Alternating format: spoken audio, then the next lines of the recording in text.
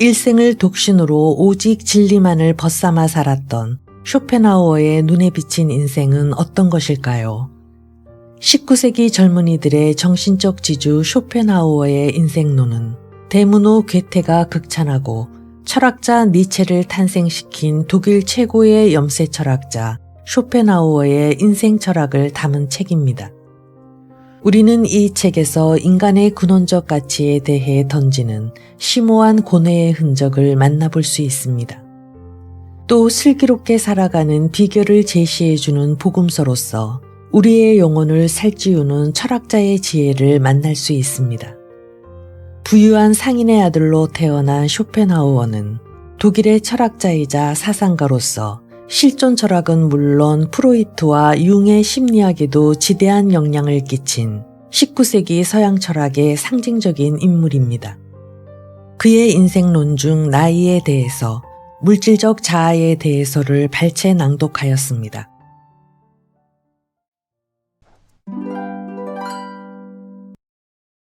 나이에 대해서. 볼테르는 자기 나이에 맞는 분별력을 갖지 못한 사람은 그 때문에 불행을 겪게 된다고 말했다. 우리는 일생 동안 언제나 현재만을 생각하고 그 외의 것은 무시한다. 그러나 나이의 차이를 형성하는 것은 생애의 처음에는 우리가 긴 미래를 눈앞에 두고 있지만 생애의 끝에 가서는 우리가 살아온 긴 과거만 눈에 들어온다는 점이다. 우리 생애 가운데 처음 4분의 1이 가장 행복한 시기이며 따라서 우리는 나이를 먹음에 따라 이 시기를 잃어버린 낙원처럼 여긴다. 어릴 때는 외부와 접할 일도 적고 요구도 적기 때문에 의지의 자극도 적은 편이다. 그리고 그때는 우리의 본질 대부분이 인식에 전념한다고 할 수 있다. 7년째로 접어들면 충분한 크기가 되는 두뇌처럼 성숙하다고 할 수는 없지만 지성은 일찍부터 발달한다. 그리고 어린아이는 모든 것이 신기한 매력을 갖추고 있는 세계, 자신이 삶을 받은 지 얼마 안 되는 세계 속에서 쉴 새 없이 영양을 섭취하려고 한다. 그래서 우리의 어린 시절은 아름다운 시가 된다. 어린 시절에는 삶이 그 모든 의의를 가지고 아직도 새롭고 신선한 모습으로 보이며 여러 번 되풀이된다고 해서 삶의 인상이 둔화되는 일도 없다. 스피노자가 말한 것처럼 어렸을 때는 사물과 사람을 영원한 것으로 보는 것이다. 세계관의 굳은 기초는 이미 어린 시절에 형성된다. 기초가 깊을 수도 얕을 수도 있지만 아무튼 나이를 먹음에 따라 점점 연마되고 완성되어 간다. 많은 어린아이들의 눈길은 진지하고 관조적이다. 이처럼 어린 시절은 아주 신성하며 유년기의 회상에는 언제나 동경이 따르게 마련이다. 어린 시절에는 정말 열심히 사물의 직관적인 이해에 몰두하지만 한편으로는 교육이 우리에게 사물의 개념을 심어주려고 열성을 부린다. 그러나 개념은 원래 본질적인 것을 주는 일이 없다. 오히려 이런 본질적인 것, 즉 우리의 모든 인식의 기반 및 그 참된 내용은 직관적인 세계의 파악 속에 존재한다. 그러나 이것은 우리 자신이 노력해야 얻어지는 것이지 그냥 얻어지는 것은 아니다. 따라서 도덕적인 가치나 지적인 가치도 외부에서 저절로 우리 안으로 들어오지 않고 우리 자신의 본질 깊은 곳에서 솟아나온다. 어릴 때의 환경이나 경험들이 언제나 기억 속에 선명하게 심어지는 것은 그 당시 우리의 마음이 흐트러짐 없이 바깥 세상을 파악하는 데 집중하고 있었으며 우리의 정신을 산만하게 하는 일이 조금도 없었기 때문이다. 그래서 우리는 눈앞에 있는 사물을 마치 그것만이 그 종류의 유일한 것처럼, 아니 완전히 단독으로 존재하는 것처럼 생각한다. 그 후 세월이 흘러감에 따라 우리는 너무나 잘 아는 대상의 무리에 의해 용기와 인내를 빼앗기게 된다. 어린 시절 우리의 지성은 모든 사물이나 예술이 눈앞에 전개하는 현상을 아주 행복한 것으로 받아들인다. 그리고 이런 모든 현상은 보기만 해도 아름다운지라 어린아이는 만일 이런 것이 실제로 있었다면 훨씬 더 아름다울 것이라 생각한다. 그래서 그 어린아이가 보는 눈앞의 세계는 에덴 동산과 같다. 세월이 좀 흐르면 우리를 이 세상의 혼란 속으로 몰아넣는 현실적 삶의 갈망, 행위의 고뇌와 충동이 생긴다. 그리고 얼마 안 있어 사물의 다른 측면, 즉 한 걸음 앞으로 디딜 때마다 눈앞에 나타나는 욕망의 측면을 배우게 된다. 그러는 동안 점점 환멸이 찾아온다. 이런 환멸의 도래는 환상과 환영의 시기는 끝났다는 뜻이며 환멸은 점점 더 커지고 극심해진다. 그러므로 우리 삶의 유년기는 극장의 장식을 멀리서 보는 것이고 노년은 그것을 아주 가까이서 보는 것과 같다고 말할 수 있다. 어린 시절이 행복한 마지막 이유는 다음과 같다. 초봄에는 모든 나뭇잎이 같은 빛깔에 거의 같은 모양이듯 우리도 어릴 때는 모두가 서로 유사하고 조화로우며 따라서 모든 것이 멋지다. 그러나 사춘기가 오면 분산이 일어나고 그 차이는 중심에서 원주까지 멀어져 가는 원의 반경의 거리처럼 점점 커져간다. 생애 후반보다는 좋은 점이 많은 생애 전반 나머지 부분, 즉 청년기가 암담하고 불행해지는 이유는 언젠가 꼭 만나게 될 것이라는 확고한 전제하에서 행복을 찾아 광분하는 데 있다. 그러다 행복이 이루어지지 않으면 불만이 생긴다. 청년의 눈앞에는 꿈에서 본 확실하지 않은 행복이라는 상이 자기 마음대로 택한 모습을 하고 흔들리며 떠있기 때문에 청년기에는 그 근원적인 모습을 붙잡으려고 부질없는 애를 쓴다. 따라서 이 시기에는 자신의 상황이나 환경이 어떻든 간에 누구나 불만을 가지고 있다. 완전히 다른 것을 기대하고 있었던 탓에 지금에 와서 알게 된 인간 생활의 공허함과 빈곤함을 모두 상황이나 환경의 탓으로 돌리기 때문이다. 만일 사람이 제때 가르침을 받아 젊어서 많은 것을 획득할 수 있다는 망상을 근절할 수 있다면 얻는 것이 많을 것이다. 문학 작품은 대체로 청춘의 여명기를 다루므로 아주 멋져 보인다. 그래서 우리는 그것을 현실로 만들고 싶다는, 즉 무지개를 붙잡고 싶다는 동경에 끌린다. 게다가 젊은 사람은 자신의 삶이 재미있는 소설의 한 장르가 되기를 기대한다. 소설 속의 여러 가지 형상이 매력적인 것은 사실 이들 형상이 단지 그림이며 현실의 것이 아니기 때문이다. 우리는 그것을 감상할 때 순수 인식의 평온과 만족 속에 있다. 현실화된다는 것은 욕망에 의해 채워지는 것을 의미한다. 그런데 이 욕망은 불가피한 고통을 가져온다. 이렇듯 전반부 인생인 청춘기를 행복에 대한 채워지지 않는 동경이라고 한다면 후반부 인생인 장년기를 특징 짓는 것은 불행에 대한 배려이다. 인생의 후반으로 들어서면 행복은 환상이며 고통은 현실이라는 인식이 다소나마 명백하게 몸에 배게 되기 때문이다. 따라서 이 나이가 되면 적어도 이성적인 사람들은 즐거움을 추구하기보다는 고통이나 귀찮은 일이 없도록 노력하게 된다. 나도 청년 시절에는 밖에서 초인종이 울리면 기분이 좋았다. 내게 즐거움이 왔다고 생각했기 때문이다. 그러나 말년에 들어서는 같은 일이 일어나면 두려움 비슷한 감정을 느끼게 되었다.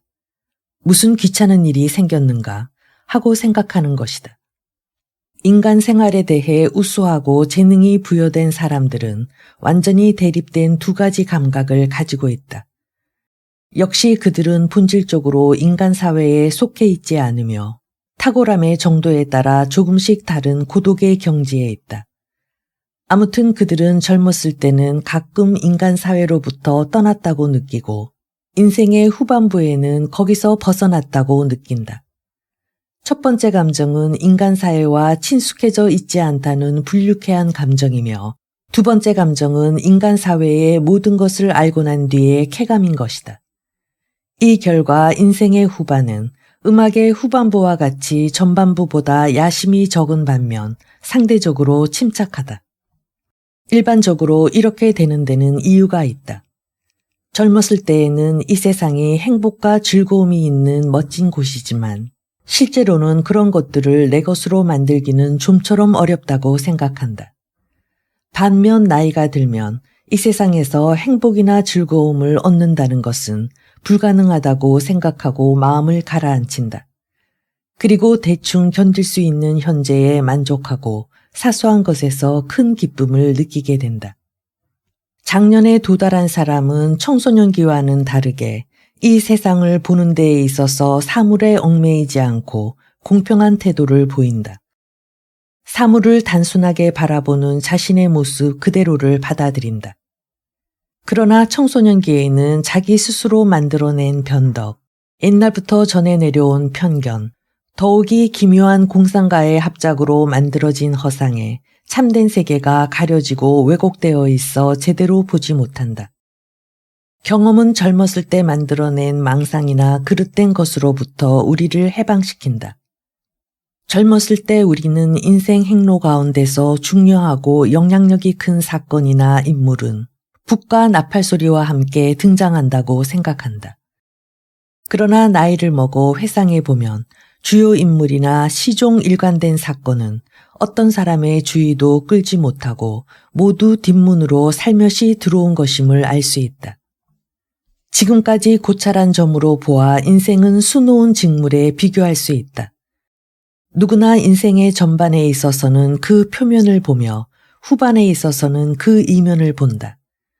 이면은 아름답지는 않지만 아름다운 표면에서보다 배우는 것이 많다. 젊었을 때 우리가 명랑하고 활력에 차 있는 것은 그 무렵에 우리는 산에 오르는 중이므로 산 너머에 있는 죽음을 보지 못하기 때문이다.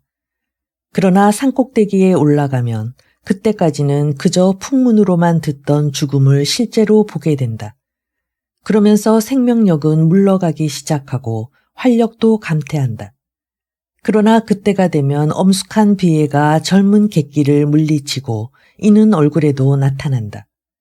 젊었을 때 우리는 누가 뭐라 하든 개의치 않고 삶을 무한한 것으로 생각하여 자기 기분대로 시간을 보낸다. 그러나 나이를 먹을수록 시간을 아까워한다.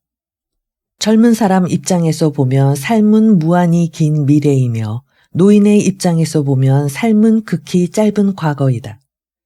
따라서 인생 초반에는 사물이 오페라 글라스에 대물 렌즈를 대고 보는 것처럼 보이지만 인생 끄트머리에 접어들면 접안 렌즈를 대고 보는 것처럼 보인다. 노인이 되기 전에는 삶이 얼마나 짧은 것인지 인식하지 못하는 것이다. 우리가 젊었을 때는 시간까지도 느리게 가는 것처럼 느껴진다. 따라서 우리 생애의 첫 4분의 1은 가장 행복할 뿐만 아니라 가장 길기 때문에 아주 많은 기억이 남는다. 그리고 누구나 생애의 이 시기가 화제에 오르면 이 시기에 대해 그 후에 계속되는 두 시기보다 훨씬 많은 것을 이야기할 수 있다. 마치 1년 중의 봄처럼 생애의 이 시기는 실증이 날 정도로 길다. 인생과 계절의 가을은 해가 짧지만 한층 더 명랑하고 여유가 있다. 삶이 종말에 가까워지면 사람은 자신의 삶 어디쯤 와 있는지를 모른다. 그리고 이때까지 지내온 생애를 매우 짧게 느낀다. 생애 기억이 많지 않기 때문에 자신의 생애도 짧다는 생각이 드는 것이다. 즉 자기의 기억 속에서 모든 사소한 것, 많은 불유쾌한 것이 제거되므로 기억 자체가 얼마 되지 않는다. 우리의 지성이 대체로 그렇듯이 기억도 불완전하기 때문이다. 우리는 젊었을 때 경험한 일을 늙어서 겪은 일보다 훨씬 잘 기억한다. 그리고 오래 살면 살수록 그것을 기억 속에 고정시키기 위해 사물의 움직임이 중요하고 의의 깊은 것이라는 생각을 하지 않게 된다. 그래서 모든 사건도 과거가 되어버리는 순간에 바로 잊힌다. 이렇게 시간은 점점 발자취를 남기지 않고 지나가 버린다. 사소한 일, 불유쾌한 일을 잊어버리기 위해 우리의 기억은 점점 작아진다. 그리고 기억의 소재인 인생이 길어질수록 최근의 일만 기억하게 된다. 사람이 타고 있는 배로부터 멀어지는 해안가의 대상이 점점 작아지고 희미해져 결국 분간할 수 없게 되는 것처럼 우리의 지나간 세월, 그 당시의 행실이나 체험 같은 것도 시간이 지나가면 지나갈수록 애매한 것이 된다. 그런데 그때도 가끔 기억과 공상력이 우리의 먼 과거의 한 장면을 마치 어제 일처럼 생생하게 재생시켜 아주 가까이에 밀착시키는 순간이 있다. 그 까닭은 무엇일까? 현재와 그 일이 벌어진 시점 사이에 지나간 세월을 동등하게 상기할 수가 없기 때문이다. 그 세월은 하나의 영상으로 보관할 수 없으며 그 사이에 일어난 대부분은 잊혀지고 만다. 그리고 이 일에 관한 단순한 일반적 인식은 추상적으로, 즉 직관이 아니라 단순한 개념으로 남을 뿐이다. 그래서 제법 오래된 일이 개별적으로는 어제 일처럼 생생하게 느껴지는 것이다. 그러면서도 그때와 현재 사이의 시간은 소멸되었으므로 전생애가 짧다고 생각한다. 더구나 사람이 나이를 먹으면 때로는 자신의 과거와 심지어 자신의 나이까지도 마치 꿈같이 생각될 때가 있다. 이런 일이 생기는 이유는 아무리 나이를 먹어도 여전히 같은 현재를 보고 있기 때문이다. 이런 종류의 내면적 움직임은 결국 시간 안에는 우리의 본질 그 자체가 아닌 현상만이 있으며 현재는 객관과 주관의 접촉점이라는 것에 근거를 두고 있다. 그렇다면 젊은 사람들은 눈앞에 놓인 삶을 왜 그처럼 길게 생각하는 것일까? 그것은 젊은 사람이 가슴에 품고 있는 한없는 희망, 오랜 세월을 요하는 희망 때문이다. 또한 희망 실현의 척도로 자기가 살아온 얼마 안 되는 세월을 재어보기 때문이다. 이들 세월에 대한 기억 속에는 소재가 충분하므로 이들에게는 세월이 길다. 오래 살기 위한 절대적인 조건으로 건강한 체질과 함께 두 가지 조건이 있는데 이는 두 개의 램프가 불타는 것으로 설명할 수 있다. 한쪽 램프는 불꽃이 오래 붙는다. 기름이 적게 들어가 있긴 하나 심지가 길기 때문이다. 다른 램프도 불꽃이 오래 붙는다. 심지가 강력하고 기름도 많기 때문이다. 종류나 방법의 차이는 있지만 기름은 생명력이고 심지는 그것을 소비하는 소비재이다. 생명력에 대해 말한다면 36세까지는 이자로 생활해가는 사람에 비교할 수 있다. 오늘 지출한 것은 내일 다시 들어온다. 그러나 이 시점부터 우리는 자기 원금에까지 손을 대기 시작한 금리 생활자와 같다.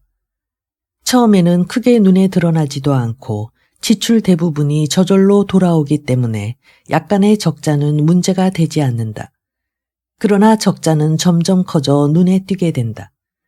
오늘은 어제보다 가난하고 적자가 줄어들 가망은 없다. 물체가 떨어질 때처럼 결손은 언제나 늘어만 간다. 그리고 결국은 아무것도 남지 않게 된다. 여기서 비교한 두 개의 것, 즉 생명력과 재산이 함께 없어지는 것은 정말 가슴 아픈 일이다. 이런 이유 때문에 나이를 먹음에 따라 소유욕이 강해진다. 이와는 반대로 생애의 초기, 청년기에는 생명력이라는 점에서 볼 때 이자를 자본 축적에 보태고 있는 자와 유사하다.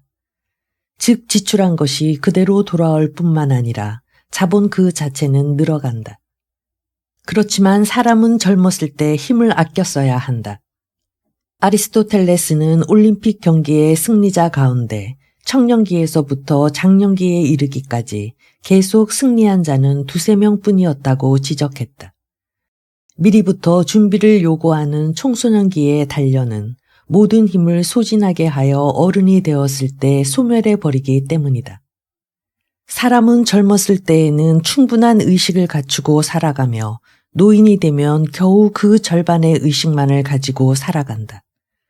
사물은 아무런 인상도 남기지 않고 급히 지나가 버린다. 이것은 1000번 이상이나 본 예술작품이 아무런 인상을 주지 않는 것과 같은 경우이다. 어린아이 때는 모든 대상, 모든 사건의 새로움이 의식으로 올라간다. 따라서 하루가 매우 길다. 같은 현상이 여행길에 올랐을 때도 일어난다. 여행하는 1개월은 집에 있는 4개월보다 더 길게 느껴진다. 사물의 새로운 접촉에 의해 젊었을 때와 여행길에 올랐을 때의 두 가지 경우가 각기 나이를 먹었을 때나 집에 있을 때보다 길게 느껴지는 시간이 실제로 길어진다 해도 이상할 것은 없다. 그러나 오랫동안 이런 습관에 의해 지각이나 지성이 점차로 달아가기 때문에 모든 것이 아무 자극도 주지 않고 지나가 버리는 일이 있다.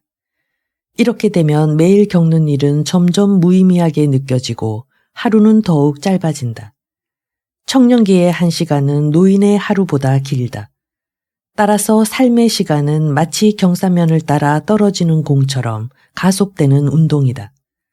또한 나이를 먹을수록 시간이 빨리 가는 것은 회전하는 원반의 중심에서 먼 점일수록 더 빨리 돌아가는 것과 같은 원리라고 할 수 있다. 그러므로 탄생 때로부터 멀어져 감에 따라 시간은 빨리 지나간다. 또한 우리는 나이의 반비례해서 곤태에 빠지게 된다. 어린아이들은 언제나 기분풀이를 필요로 한다. 만일 기분풀이의 재료가 떨어지면 순간 무서운 곤태에 사로잡힌다. 청년도 곤태에 사로잡히며 이 때문에 그들은 점점 메울 수 없는 시간을 걱정한다. 장년기에 이르면 곤태는 점점 없어진다. 노인이 되면 시간은 언제나 짧고 나날은 화살같이 빨리 지나간다. 이렇게 되면 순환이 빨라지기 때문에 노인이 되면 대부분의 경우 곤태는 사라진다. 그리고 고통을 동반하는 모든 정열도 잠잠해진다. 나이를 먹어 몸도 약해지고 고통도 늘어나기 전에 몇 해를 최고의 해라고 부를 수 있다. 쾌적함이라는 점에서도 이 나이는 최고의 해일 것이다. 이와 반대로 모든 것이 인상적이어서 생생한 의식으로 나타나는 젊은 시절의 세월은 정신을 결실시키는 시기이며 정신에 꽃을 피게 하는 봄이라는 장점도 있다. 장년기는 활동과 실천의 시기이며 청년기는 그 토대가 되는 관찰과 기본적인 인식에 적합한 시기이다. 젊었을 때에는 직관이, 나이를 먹으면 사고가 생긴다. 따라서 젊은 시기는 시를 위한 때이며 노년은 철학을 위한 때이다. 정신력에 있어서 최대의 정력과 최고의 긴장은 의심할 여지 없이 35세까지 나타난다. 이 이후부터는 이런 정신력의 에너지나 충만함은 아주 완만하긴 하지만 감소되어 간다. 그렇다고 해서 중년, 아니 노년에도 정신적인 대상이 없는 것은 아니다. 이 연령층에 도달해야 비로소 경험과 학식은 풍부해진다. 이 수준에 도달한 사람은 사물을 모든 측면에서 관찰하고 고찰하기 위한 시간이나 기회에 충분한 혜택을 받는다. 모든 것을 이제 명백하게 알게 되는 것이다. 따라서 이 연령층의 사람들은 젊었을 때에는 그냥 알던 것을 이때부터는 근본적으로 이해한다. 모든 개념에 대해 올바른 것인지를 증명하는 근거가 현저하게 늘어났기 때문이다. 노인이 되면 사람은 실제로 많은 것을 알게 되고 모든 면에 대해 숙고하며 완전히 본질적으로 결합된 인식을 얻는다. 한편 젊은 시절 우리의 지식은 결함이 많고 단편적이다. 그러나 나이가 든 사람은 삶을 완전하고 적절한 사고방식으로 바라본다. 삶을 전체로 파악하고 그 자연적 경과를 이해하며 삶을 입구에서뿐만 아니라 출구에서도 꿰뚫어 보기 때문이다. 그런 까닭에 나이 든 사람은 특히 삶의 허무함을 인식한다. 이에 반해 젊은 사람들은 이것이다 하는 멋진 것이 곧 모습을 나타내리라는 망상에 사로잡힌다. 확실히 정점에 이르렀어야 열매를 맺는다는 것은 위에서도 언급한 바이지만 젊음은 역시 인식의 나무뿌리에 불과하다. 넓은 의미에서 우리의 생애는 처음 40년이 작품과 언어 내용이며 그 후 30년은 그 작품과 언어 내용의 진리와 관련성을 도덕 및 그 모든 뉘앙스와 더불어 올바르게 해명해주는 해설서라고 할 수 있다. 보통 젊었을 때는 인생이 행복하며 노년에는 인생이 슬플 것이라고 생각한다.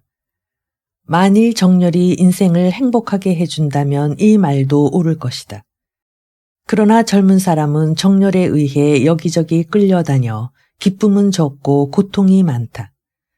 나이를 먹고 냉정해진 사람은 정렬에 끌려다니는 일이 없어 사물을 관조하는 태도를 갖추게 된다. 인식이 자유로워지고 우위를 차지하기 때문이다. 인식은 고통이 없으므로 의식 속에서 인식의 지배력이 클수록 우리는 점점 더 행복해진다. 젊은 시기는 불안하며 노년은 평온하다. 젊은이는 확실치 않은 것을 무작정 욕망하며 동경한다. 노년에 이르면 모든 것이 평온해진다. 피가 이전보다 더욱 냉각되고 감각의 자극은 한층 적어지며 사물의 가치나 즐거움의 실체를 경험으로 분명히 알게 되면서 편견에서 점차 해방되기 때문이다. 그런 까닭에 노인은 이제야말로 모든 것을 더 올바르고 확실하게 인식하고 존재하는 것에서 다소나마 이 세상의 사물은 모두 허무하다는 통찰을 얻게 된다. 바로 이것이 아주 평범한 능력의 소유자를 포함해서 거의 모든 노인이 얻게 되는 현명함이며 노인을 젊은 사람과 구별하게 해준다. 그리고 이 현명함에서 정신적인 침착함도 비롯된다. 또한 노인의 숙명은 병과 곤태라고 할 수 있다. 그러나 병은 특히 고령에 도달한 사람의 경우에는 반드시 노인 특유의 것은 아니다. 사람은 누구나 나이가 먹어감에 따라 병도 많아지기 때문이다. 확실히 노년기에는 정신의 모든 힘이 약해지지만 곤태를 상대로 싸울 만한 힘은 충분하다. 나이 들어서 가난하다는 것은 큰 불행이다. 경제적 어려움이 없고 건강이 유지되면 노년은 생애 중에서 아주 견디기 쉬운 시기이기 때문이다. 쾌적한 것, 안전한 것만이 노인의 주된 욕망이다. 따라서 사람은 노인이 되면 이전보다 더 돈을 사랑하게 된다. 돈은 약해지는 모든 힘을 보상해준다. 고령에 이르러 비로소 인간은 호라티우스가 말한 어떤 것에도 놀라지 않는다는 경지를 알게 된다. 즉, 이 세상의 모든 사물은 허무하며 이 세상의 모든 화려한 것은 공허하다는 것을 올바르고 굳게 확신하기에 이른다. 망상은 사라져버린다. 노인은 자기가 심신의 고통으로부터 해방되어 있을 때에는 궁전이든 오막살이든 언제나 있는 그대로를 맛볼 수 있는 행복보다 어딘가에 더 큰 행복이 있을 것이라고는 믿지 않는다.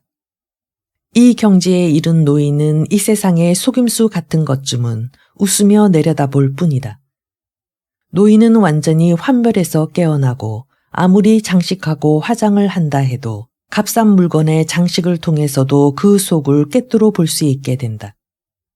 또 인간의 삶은 아무리 표면적으로 채색되고 장식되어 있어도 본질적으로는 모두 똑같고 존재의 참된 가치는 즐거움에 있으며 화려한 것을 통해서가 아니라 고통이 없는 것을 통해 평가해야 한다는 것을 알게 된다.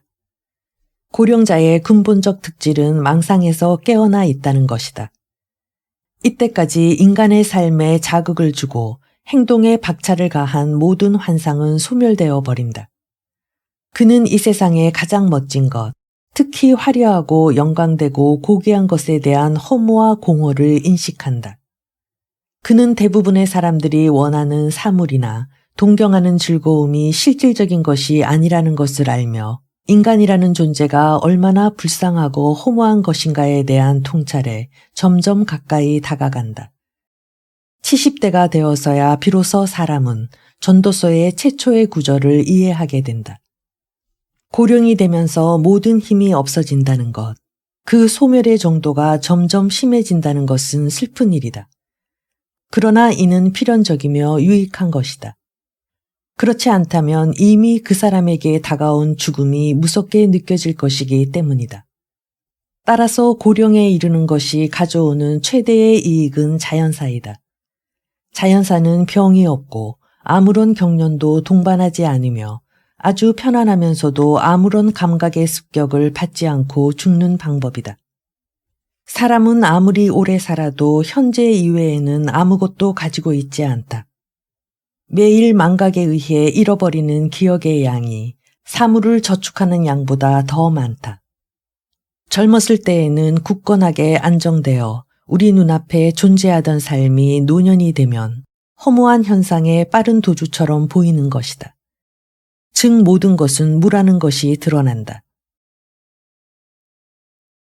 물질적 자아에 대해서 행복론의 위대한 스승인 에피쿠로스는 인간의 욕구를 세 가지로 나누었는데 이는 아주 명쾌하고 적절하다.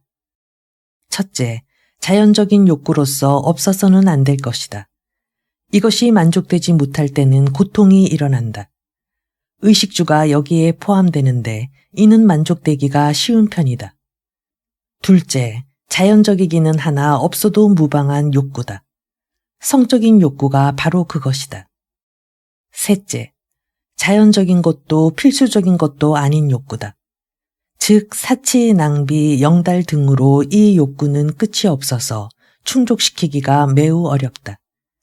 소유에 관한 인간 욕망의 한계를 규정하는 것은 쉬운 일이 아니다. 소유에 대한 인간의 만족은 절대적인 양이 아니라 상대적인 양, 즉 욕구와 소유의 관계에 의존하기 때문이다. 그러므로 소유만을 떼어놓고 보면 분모 없는 분자 같아서 아무런 의미도 없다. 다시 말하면 어떤 사람은 그것을 가지고 싶어 하지도 않고 없어도 개의치 않으며 그것 없이도 만족스럽게 살 수 있다. 그렇지만 그보다 100배나 많은 것을 가진 사람은 자신이 바라는 것 중 하나라도 소유하지 못하면 그 때문에 불행을 느낀다. 이 점에 있어서 사람은 저마다 도달할 수 있는 욕구의 수평선을 가지고 있다. 각자의 욕구는 이 범위 내에서 움직인다. 이 한계 내에 어떤 대상이 있고 이것을 획득할 희망이 있으면 행복을 느끼지만 문제가 생겨서 이 희망이 박탈당하면 불행하다고 느낀다. 이 한계 밖에 있는 것은 전혀 작용하지 않기 때문에 가난한 사람이라도 많은 재산을 가진 부자 때문에 괴로움을 느끼지 않을 수 있다. 또한 부자라 할지라도 자기의 욕구가 채워지지 않으면 그가 이미 소유하고 있는 많은 것으로도 위안을 받지 못한다. 부귀는 바닷물과 같아서 마시면 마실수록 갈증을 더 느낀다. 명성도 마찬가지다. 재산과 안락함이 사라진 후 찾아온 고통도 극복되면 마침내 인간의 기분도 이전으로 돌아가게 된다. 그것은 운명이 소유물을 적게 하기 때문이고 인간 역시 스스로 욕망의 양을 줄이기 때문이다. 이처럼 불행을 당할 때에는 참으로 쓰라리지만 가라앉으면 아픔도 점점 적어져 마지막에는 전혀 느끼지 않게 되어 상처도 아문다. 그와 반대로 행복한 경우에는 욕망의 압축기가 튀어오름과 동시에 욕구가 확대된다. 여기에 기쁨이 있다.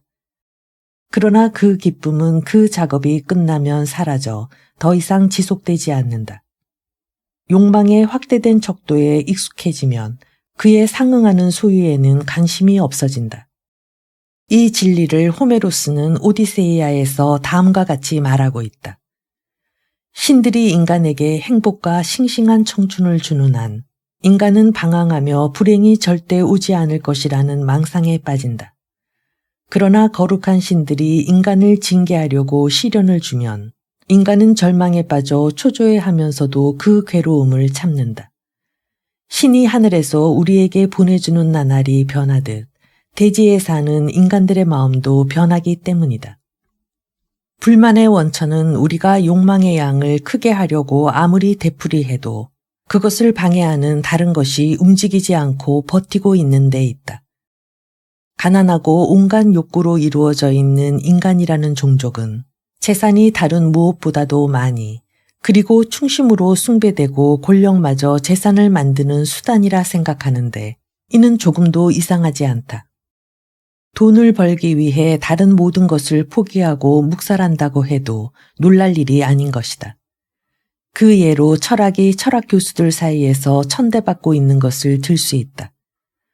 부자가 되는 게 소원이고 다른 무엇보다 돈을 탐하는 사람은 비난을 받는다. 그러나 지칠 줄 모르는 프로메테우스처럼 그토록 변하기 쉬운 욕망과 갖가지 욕구의 대상도 돈이면 만족되는 것이니만큼 인간이 돈을 좋아하는 것은 당연하며 불가피하다. 즉 다른 재산은 단지 한 가지 소망, 한 가지 욕구를 만족시키는 데 불과하기 때문이다. 음식은 배가 고픈 사람에게만, 포도주는 건강한 사람에게만, 약은 병자에게만, 가죽은 겨울에만, 여자는 젊은이에게만 좋은 것처럼 이 모든 것들은 일정한 목적을 위한 재산인 것이다. 돈은 상대적으로 좋은 것이며 절대적인 보배로서 단 한 가지의 욕망에 대해서도 구체적으로 모든 욕구에 대해서도 만족 가능하다. 현재 가지고 있는 재산은 불행에 대한 방비책으로 보아야지 이 세상에 향락을 얻기 위한 것이거나 반드시 가져야만 하는 것이라고 생각해서는 안 된다. 부모에게 물려받은 재산이 없는 사람은 그것이 어떤 종류의 재능이든 그것으로 많은 돈을 벌게 되면 자신의 재능은 영속적인 자본이고 그것으로 획득한 것은 이자라는 망상에 빠지기 쉽다. 그래서 획득한 것의 일부를 고정자본으로 저축하여 축적하지 않고 버는 대로 쓰는 것이다. 그러나 재능 자체는 미술가에게서 흔히 볼 수 있듯이 일시적인 것이라 재능 자체가 특별한 경우거나 호경기에만 환영받고 그 시기가 끝나면 돈벌이 역시 끝나 빈곤에 빠지고 만다. 그러나 수공업자는 앞에서 말한 것처럼 계속 버텨낼 것이다. 왜냐하면 그 일에 대한 그들의 재능은 쉽게 사라지는 것이 아니며 직공들의 손으로 보충되기도 하고 그들의 제품은 욕구의 대상이라 언제나 판로가 있기 때문이다. 그러므로 수공업자는 황금의 모체를 가지고 있다는 격언은 옳은 말이나 예술가나 각 분야의 대가들에게는 해당되지 않는다. 그 때문에 그들의 작품은 비싼 값으로 팔린다. 이때 그들이 획득한 것은 그들의 자본이 되어야 하는데 그들은 이를 이자로 보는 실수를 저지르므로 어쩔 수 없이 파멸하고 만다. 이와는 반대로 재산을 상속받은 사람은 적어도 어떤 것이 자본이고 어떤 것이 이자인지를 제대로 알기 때문에 자본을 안전하게 확보하기 위해 자신이 획득한 대가에 절대 섣불리 손대지 않는다. 가능하면 이자의 8분의 1을 앞으로 다가올 불경기에 대비해 둔다. 그래서 그들은 대부분 계속 부유하게 살 수 있는 것이다. 상인들은 경우가 좀 다르다. 상인에게는 금전 자체가 다음 벌이를 위한 수단이자 마치 공작기계와 같은 것이라 그들은 금전을 스스로 얻었을 경우에도 그것을 이용하여 보존하고 증식시키려 한다. 그런 까닭에 어떤 계급에 속하는 사람이라도 상인 계급만큼 확고하게는 재산을 축적할 수 없는 것이다. 그러나 일반적으로 과거에 궁핍과 부족으로 고생한 경험이 있는 사람들은 이러한 것에 대해 그저 뜬소문으로 알고 있는 사람보다 비교가 안 될 정도로 두려움이 없어 한층 더 낭비하기가 쉽다. 어떤 종류의 행운이나 또는 특수한 재능에 의해서 비교적 빨리 빈곤에서 헤어나 부유해진 사람은 대개 전자에 해당한다. 그러나 이와는 반대로 부유한 집에 태어나 부유하게 산 사람들과 대체로 빈곤했던 사람을 비교해 보면 전자가 미래를 더 많이 고려하기 때문에 한층 경제적이다. 이런 것을 보아 궁핍은 멀리서 쳐다보는 사람이 생각하는 것처럼 그렇게 나쁜 것도 아니라고 할 수 있다. 그러나 그 진정한 이유는 오히려 다음과 같은 것이다. 즉 세습재산이 있는 집에 태어난 사람은 재산은 없어서는 안 되는 것, 공기와 마찬가지로 삶을 삶답게 하는 요소라고 생각하고 재산을 자기 자신의 생명같이 지키고 대개는 계획성이 있으며 조심스럽게 아껴 쓴다. 이와는 달리 나면서부터 가난한 사람은 빈곤한 상태가 자연스럽다고 생각하므로 우연히 손에 넣은 재산을 단지 향락과 낭비에 필요한 여분으로 여기게 된다. 그래서 재산이 다시 없어졌을 때에도 여전히 잘 살아갈 수 있으며 심지어는 재산에 대한 염려에서 벗어나 다행이라고 생각하는 것이다. 그래서 셰익스피어가 말탄 거지는 말이 죽을 때까지 달린다고 말한 것이다. 더욱이 그런 사람들의 절반은 운명에 대해서 또 절반은 자신을 궁핍과 가난에서 구해낸 자신의 수완에 대해서 머릿속뿐만 아니라 마음속에까지 지나친 자신감을 가지고 있다. 때문에 부유하게 태어난 사람과는 달리 끝이 보이지 않는 궁핍을 개의치 않고 오히려 밑바닥에 부딪히면 다시 떠오르리라고 생각한다. 이런 특성 때문에 처녀 시절에 가난했던 여성이 많은 지창금을 가지고 시집온 여자보다 심하다 할 정도로 요구가 많고 낭비벽이 강한 것이다. 대개의 경우 부잣집 딸은 다만 재산을 가지고 왔을 뿐만 아니라 가난한 집 딸보다 재산의 유지에 대해서도 훨씬 많은 노력, 아니, 유전적 본능도 지참하고 온다. 존슨 박사 역시 내 의견과 같다. 부잣집에서 태어난 여성은 돈을 다루는 데 익숙하기 때문에 현명하게 소비하지만 결혼한 뒤에 비로소 돈을 자유롭게 쓰게 된 여성은 쓰는 데만 만족을 느끼게 되어 터무니없이 낭비하게 된다는 것이 그의 주장이다. 어느 경우에나 나는 가난한 집 딸과 결혼한 사람에게는 그 아내에게 자본은 주지 말고 이자만 상속시키며 특히 아이들의 재산이 그녀의 손에 들어가지 않도록 조심하라고 권고하고 싶다. 나는 나중에 번 재산과 상속받은 재산의 유지에 대한 주의를 권고하였지만 부적절한 말을 했다고 생각하지는 않는다. 왜냐하면 나면서부터 많은 것을 소유하고 있다는 것, 비록 나 개인에 대해서만이고 가족을 생각지 않는다 해도 독립된 생활을 한다는 것, 즉 일하지 않고 편히 살 수 있다는 것, 이것이야말로 비길 데 없는 특전이기 때문이다. 또한 재산은 인생에 붙어 다니는 궁핍과 괴로움으로부터 벗어나게 해주며 대지의 아들로서 보통 사람이라면 피할 수 없는 운명인 강제 노동으로부터 해방시켜주기 때문이다. 이러한 운명의 은총을 받은 자만이 진정한 자유인이라고 할 수 있다. 그래야만 자신의 시간과 힘의 진정한 주인이 될 수 있으며 매일 아침 오늘은 내 것이다 라고 말할 수 있는 것이다. 그러므로 금화 1천 탈레르의 연금을 받는 사람과 10만 탈레르의 연금을 받는 사람의 차이는 크지만 1천 탈레르를 받는 사람과 한 푼도 없는 사람의 차이는 훨씬 적은 것이다. 나면서부터 지닌 재산은 가장 고귀한 정신력이 부여되어 있어서 영리에 휘둘리지 않으려고 노력하는 사람의 손에 들어가야만 최고의 가치를 발휘할 수가 있다. 그런 사람은 운명으로부터 이중의 혜택을 받은 사람이며 천재로서 합당한 생활을 할 수가 있다. 그래서 그는 다른 사람이 도저히 할 수 없었던 일들을 해내고 인류 전체의 이익이 되며 다시 인류 전체의 명예가 될 수 있는 것을 창조함으로써 자신이 입은 은혜를 100배로 불려서 인류에게 반환한다. 어떤 사람은 자신의 유리한 상황을 발판 삼아 자선 사업을 해서 인류에 공헌할 수도 있을 것이다. 하지만 학문을 철저히 연구해서 학문을 발전시킬 수 있는 가능성을 개척하려는 시도를 한 번도 해보지 않거나 또는 시험적으로 어느 정도만이라도 해보지 않는 사람이 있다면 이런 사람은 부모한테서 물려받은 재산을 가지고는 있으나 게으름뱅이라고 할 수 있다. 이런 사람은 행복할 수가 없으며 궁핍에서 벗어남과 동시에 인생의 불행 중 가장 극단인 곤태에 빠져버리고 만다. 그는 곤태에 시달릴 것이다. 궁핍이 그에게 일을 하게 만들었다면 차라리 훨씬 행복했을 정도로 말이다.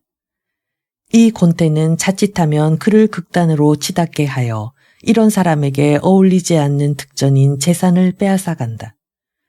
실제로 빈곤에 빠지는 수많은 사람들을 보면 자신을 억누르는 곤태를 일시적으로나마 해소하려고 있는 돈을 지출해 버리는 경우가 많다. 그렇지만 목적이 관리가 되어 출세하는 것이라면 사정은 아주 달라진다. 그렇게 되려면 호의와 친구, 그리고 연고를 통해 한 계급 한 계급 가장 높은 지위에까지 올라가야 한다. 이런 경우에는 돈 한 푼 없이 세상에 나서는 것이 결국에 가서는 차라리 낫다고 할 수도 있다. 특히 귀족 출신이 아니라 약간의 재능 덕분에 그 자리에 가게 된 사람에게는 숫제 알거지인 것이 기가 막힌 이득을 가져오기도 하고 실제로 바람직스럽기도 하다. 그것은 대체로 모든 사람이 구하는 것이자 좋아하는 것으로 그 자신보다 상대가 열등하기 때문이다. 이는 단순한 오락에서도 그렇지만 일에 있어서는 더욱 그러하다. 알거지 신세라는 상황은 여러모로 보나 열등감과 무의미함과 무가치함을 인정하게 만들고 그 뿌리 깊은 열등감은 사람을 무조건 머리 숙이게 한다. 따라서 그런 사람은 언제나 지나칠 정도로 허리를 굽히는데 아마도 좋기 90도는 될 것이다. 또한 항상 참고 언제나 웃는 얼굴이며 자신의 공이 없다고 말한다. 자기 혼자만 상관이나 다른 세력가들의 문학적 졸작을 걸작이라고 공공연히 큰 소리로 또는 알파벳을 대문자로 써서 찬양한다. 그리고 그걸로 원하는 것을 얻을 수 있는 기술을 가지고 있다. 그는 숨어있는 이러한 진리들을 청년 시기에 깨달은 것이다. 괴테는 이런 말로 우리에게 이를 확실하게 보여주었다. 아무도 비천함을 한탄할 것이 못 된다. 누가 내게 그것을 가르쳐 주더라도 그것이야말로 강점인 것이다. 이와는 반대로 나면서부터 부유한 사람은 대개 버릇없이 행동한다. 그는 머리를 쳐들고 걷는 게 습관이 되어 기술을 습득하지 않으며 더욱 심각한 것은 대단치 않은 재능을 자랑하고 싶어 한다는 것이다. 오히려 평범하고 비굴한 사람에 비해서도 자신의 재능이 미치지 못한다는 사실을 알지 못하고 마침내 상간이나 윗사람의 천박함을 깨달은 후에는 그에게 모욕을 당하면 활기를 잃고 겁쟁이가 된다. 상황이 여기에 이르면 그는 출세할 수가 없다. 그리고 결국 교만한 볼테르가 우리는 그저 이틀밖에 살지 못한다. 이 이틀을 안 입고 온 놈들에게 허리를 구부리며 지낼 수는 없다. 라고 말하게 된 그런 기분에 빠질는지도 모른다. 덧붙여 말하면 서글프게도 세상에는 이 안 입고 온 놈들이란 수로에 대한 주어가 널려 있다. 자신이 가진 것이 없으면 실천력도 훼손되어 높이 일어서기가 힘들다. 이 말은 사상이 뛰어나고 예술에 재능이 있는 사람에게 특히 더 잘 들어맞는다. 나는 사람의 소유물에 아내와 아들은 집어넣지 않았는데 결혼한 남자는 도리어 처자에게 소유당하기 때문이다. 친구 역시 제외했는데 이 역시 소유자가 다른 사람의 소유물이 되기 때문이다.